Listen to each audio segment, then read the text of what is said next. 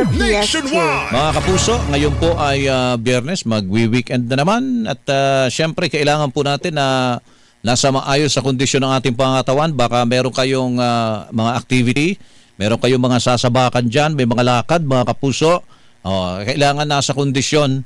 Kayo man ay adult, kayo man ay bata, mga kapuso, mag-Immunimax food supplement.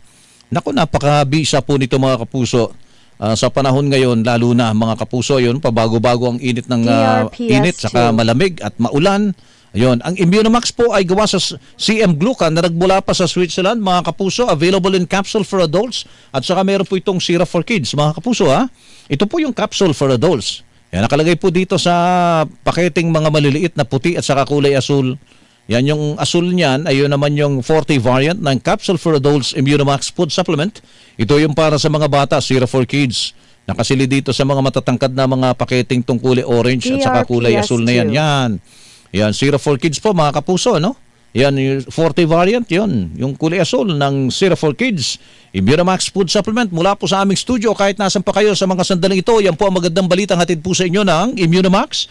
Mahalagang paalala, ang Immunimax at Immunimax Forte hindi po gamot at hindi dapat gamiting panggamot sa anumang uri ng sakit.